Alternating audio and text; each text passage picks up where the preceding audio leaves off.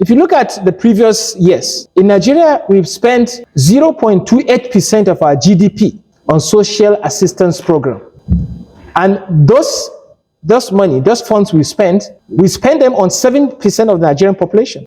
The remaining 3% of the Nigerians have not benefited from those social assistance programs. And that's because we don't have the organized social security program. And if you look at South Africa, they are spending 3.31% of their GDP on social security. If you look at Benin Republic, they are spending 3% of their GDP on social security. Even Rwanda, 1.5%. Even Ghana, nearby, they are spending 0.58% of their GDP on social security. So our own is 0.28. We are one of the lowest. As poverty is increasing, we need to spend more on social security to help people, to lift people out of poverty, because poverty could be a big trap. So people need to be pushed out of that.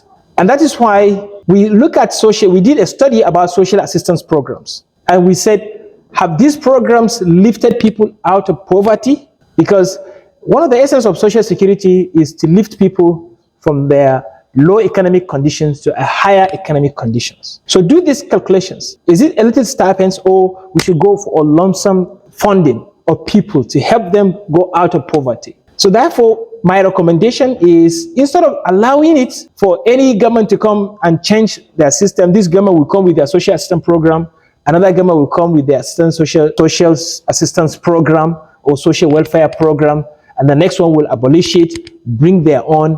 This might even lead to duplication of beneficiaries. One person can benefit from this program and come back and benefit from another program again, because there is no consistency. And there could be some political influence along the process. So we should have a law that will standardize and make the social security permanent. That whichever government is coming next or whenever will continue with that program. It becomes constitutional social welfare program. It's forever. No one can change it. And it's going to be a bureaucratic process. And that's why, for me, I see a country in Nigeria in the future or near future, we should have a social security commission or social security trust fund, where Nigerians will be contributing money into this security trust fund to help the people. The ones I told you, the elderly person whose only single capital is his energy, but his energy is exhausted because he's aged. He has been a farmer, he has been a laborer, he has lost his energy now. What can he do? Should we subject these individuals to begging on the streets? They will die.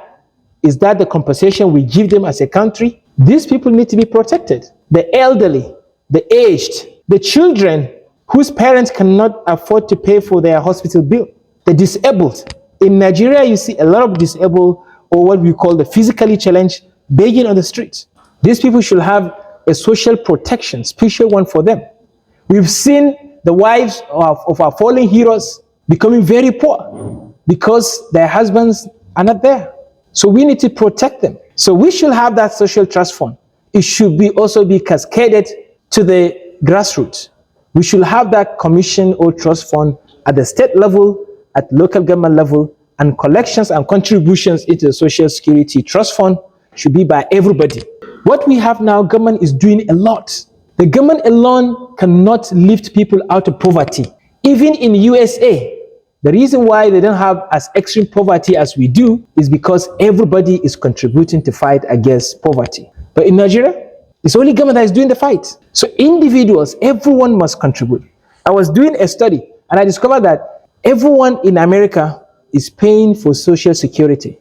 6.2% of your salary, everybody, whether you work in the government, whether you work in the private sector, you have to pay for social security.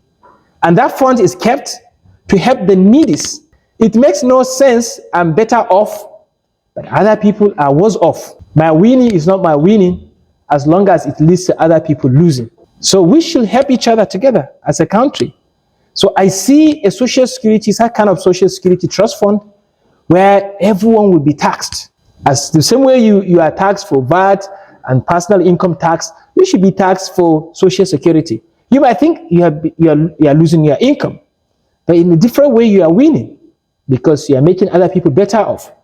Security will improve because it has proven that poverty is a cause of insecurity. And now people have to pay twice for their protection. But it's better now to pay less for social security to help others grow economically so that you don't have to spend much more to combat or to protect yourself from insecurity. So for me, I see that trust fund built. People at grassroots are taxed the appropriate taxation. This could be progressive taxation or proportionate tax system where people are taxed to contribute money to the trust fund. And the beneficiaries, like I said, should be the aged, the elderly people. Because when you look at the pension system is only serving people the people that are served in the public sector or sometimes in the private sector. What about individual? We've seen our economy is being lifted by largely the informal sector. And these people, they will finish their career, they will, at the old age, they have no pension. And that's why you see people dying because of frustration, families left because the parents cannot afford to pay for their upkeep, because we didn't have the right social security program in Nigeria that is backed by the law. So for me, I see people contributing. And one of the ways we can do that is we invest heavily or enough on individuals, which is sufficient to lift them out of poverty, so that in the future, these people could also contribute to the trust fund. If we do that, we lift people out of poverty, we are now adding to the pool of our collections. We can collect more taxes, more money to add to the trust fund, to the Social Security Trust Fund. We can also tax the rich more. The rich should also contribute into the Security Trust Fund. The taxation I talk about. And we can also harmonize all these social security programs. Like recently we had the government intervention to support Nigerians on COVID-19. So if we have social security, the government will not have to even look for money to pay for this kind of shocks, because we already have the reserve funds to help for such kind of occurrence or such kind of shocks. So we should bring together all these, like the Empower, the COVID-19, the trader money, and so many interventions, especially by the CBN.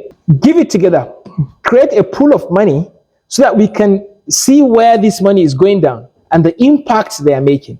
And that can happen through the social security. And I think it will help the young people. Young people of Nigeria also deserve to be receiving money, even for not working. But it should be attached to certain responsibilities or requirements before you receive that money. Because I remember back in my hometown, when young people are given some money, a lot of young people saved money to do businesses.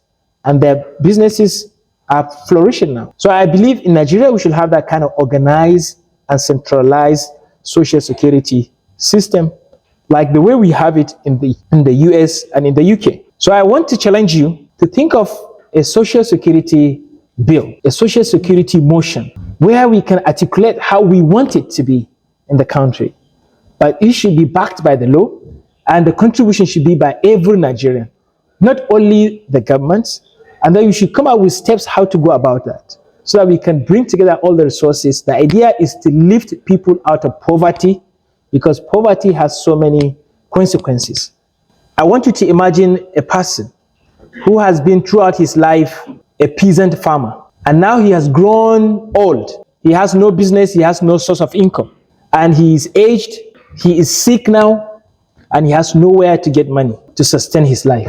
He has very small or not active children who cannot help him economically. That person needs some social security. I want you to also imagine a child whose parents cannot afford to take this child to hospital. This person is ill and he needs support, but the parents cannot afford to pay for the hospital bill. I want you to also imagine a child who is disabled, who is physically challenged. Should we subject these people to begging on the street? Should we just neglect them and do nothing about them? Or I want you to imagine a surviving spouse whose husband or spouse died on the front line fighting for this country. These people need support, need to be secured. And that is why in advanced countries we have the social security. So the topic I was given is to talk to you about the social security. What can we do as young people, from parliamentarians? Should we come up with a bill? Should we come up with a motion about social security in Nigeria? Because we have what you call the cyclical poverty, where the tendency of the children of the poor to become poor is high, because there is even this kind of guarantee that For some people, that's once you are born in a poor background, you may end up your life being poor. Because growing up under poverty, you will not have access to education, to the basic education, not access to nutrition, to healthcare. That will deprive you from having the prerequisite to become an active labor force. And that will mean that you not get the right jobs. So we need to end this cycle. We need to end the cycle of poverty in Nigeria. And Social Security is one of the tools to do that. According to the World Bank report, it said that 82%, 83% of Nigerians that have jobs, those jobs cannot take them out of poverty. Yes, you're having a job, but no matter how long you do that job, you will not get out of poverty. It's only 17% of people with the jobs that those jobs can take them out of poverty. You see? And that is corroborated with the same content of the report that says every 10 Nigerians, 4 of them are in extreme poverty. So this is a challenge for us to break the jinx, to do something different, come out with a bill that will come out with something revolutionary for this country. Because we have the ideas. We have the people here that can come up with these motions and even push it further to the red chambers, to the green chambers, so that it can become national law. Because most times young people need a little bit of push to make it a life.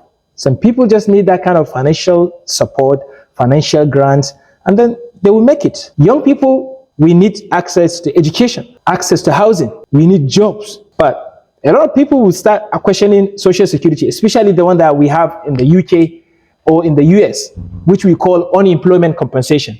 Even if you are unemployed, you receive salary from government. The government will give you salary if you are not employed, but not anyone that is not employed.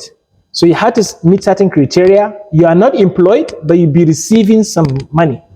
Young people need some little bit of push so that they will not give up. So for me, I think the challenge before us is to think of organized and standardized social security in Nigeria. It's very possible to have it because